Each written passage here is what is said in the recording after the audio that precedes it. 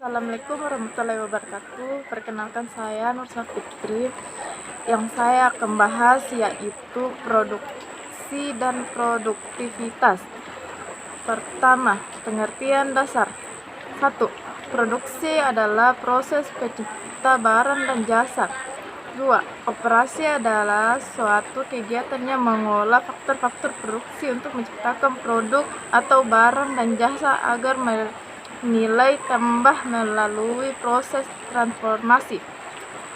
Manajemen operasional adalah serangkai aktivitas yang menghasilkan nilai dalam bentuk barang dan jasa dengan mengubah input menjadi output. Mengapa kita mempelajari MO?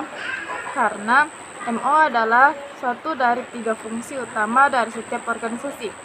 Kita mempelajari bagaimana orang-orang mengorganisasi diri mereka bagi perusahaan yang produktif. Kedua, untuk mengetahui bagaimana barang dan jasa diproduksi atau fungsi produksi. 3. Untuk memahami apa yang dikerjakan oleh manajer operasi. Sasaran dan fungsi manajer operasi.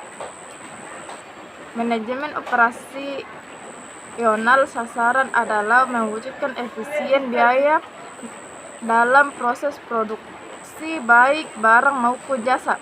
2. Hal yang dilakukan oleh manajer operasi. Seseorang manajer yang baik melaksanakan fungsi-fungsi manajemen terdiri dari perencanaan, perorganisasian, peraturan pekerjaan, pengarahan, dan pengendalian. Fungsi operasi memiliki 4 fungsi, yaitu 1. Fungsi perencanaan bahan. Dalam bagian ini kita harus melakukan penetapan kualitas dan juga kuantitas dalam suatu barang dengan memperkirakan pasti lokasi bahan, harga bahan, dan masih banyak lagi. 2. Fungsi pengorganisasian. Dalam bagian ini kita harus melakukan penstrukturan baik dalam organisasi maupun dalam pengerjaan. 3. Fungsi proses. Bagian ini lebih mengarah ke hal berbau teknik seperti bagaimana cara kita melakukan suatu kegiatan produksi. 4. Fungsi pengendalian atau pengawasan. Dalam bagian ini kita harus melakukan pengendalian dalam pengawasan dalam kegiatan produksi yang kita lakukan dan membuat evaluasi. Adapun produktivitas adalah suatu perbandingan antara output dibagi dengan input. Tugas utama dari manajer operasi adalah untuk meningkatkan produktivitas. Meningkatkan produktivitas berarti kita meningkatkan efektivitas dan efisiensi dari perusahaan kita. Input di sini umumnya berupa tenaga kerja, modal, dan manajemen yang berintegritas. Output di sini umumnya berupa barang dan jasa. Tujuan manajemen operasional. Tujuannya yaitu 1. Meningkatkan efisien perusahaan. 2. Meningkatkan produktivitas perusahaan. 3. Mengurangi biaya pengeluaran diselenggarakan oleh perusahaan. 4. Meningkatkan kualitas perusahaan. 5. Mengurangi waktu proses produksi suatu perusahaan. Adapun ciri-ciri manajemen operasional. 1. Bertujuan memproduksi barang atau jasa. 2. Mempunyai kegiatan proses transformasi. 3. Terdapat sebuah mekanisme pengendalian sebuah pengoperasian. Adapun fungsi pada bisnis. 1. Perencanaan. 2.